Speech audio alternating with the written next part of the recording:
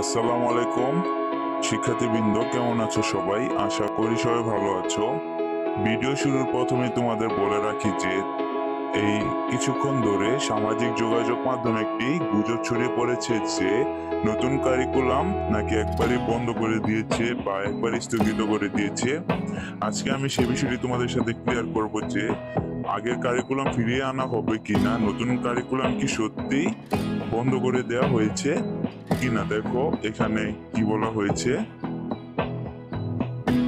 নতুন শিক্ষা নতুন শিক্ষা কারিকুলামে অধীনে কর্মশালা, প্রশিক্ষণ, গবেষণা, পরিমার্জন ও সংশোধনের কাজ স্থগিত করেছে জাতীয় শিক্ষাক্রম ও পাঠ্যপুস্তক বোর্ড এনসিটিবি। মানে তোমাদের যেই নতুন কারিকুলাম অধীনে যে কর্মশালাগুলো রয়েছে, প্রশিক্ষণ মানে এগুলো নিয়ে যারা প্রশিক্ষণ, যাদেরকে প্রশিক্ষণ দেওয়া হয়, যেমন প্রশিক্ষণ বলতে নতুন নতুন স্কুলের ছাত্রী শিক্ষকদের যে প্রশিক্ষণগুলো দেওয়া হয়, পরিমার্জন, গবেষণা এবং সংশোধন, যে সকল বিষয় সংশোধনের কাজগুলো করে যারা করে তাদের কাজগুলো স্থগিত করেছে। দেখো শনিবার 10 আগস্ট মানে আজকে বলা হয়েছে এনসিটিভির চেয়ারম্যান প্রফেসর মোহাম্মদ ফরাদুল ইসলাম ঢাকা মেইলে এই তথ্য নিশ্চিত করেছেন। ঠিক আছে, তিনি বলেন নতুন কারিকুলাম স্থগিত করা হয়েছে বলে অনেকের কাছে ভুল খবর যাচ্ছে।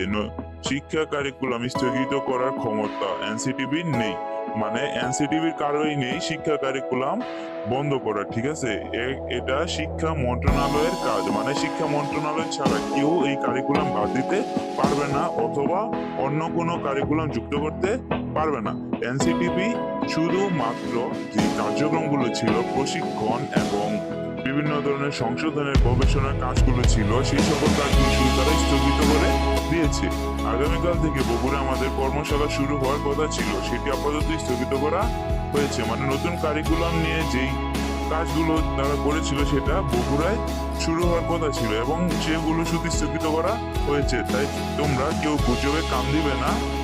ঠিক আছে, আশা করি তোমরা বুঝতে পারছো, গুজবে কান দিবে না। নতুন কারিকুলাম পুরোপুরি বন্ধ করা হয়নি, সেই শুধু কিছু কার্যক্রম ছিল যেগুলো শুধু অফ করা হয়েছে। আশা করি তোমরা বুঝতে পারছো, আর না বুঝতে পারলে কমেন্টে জানাও। আজকে এ পর্যন্তই ছিল। আল্লাহ হাফেজ।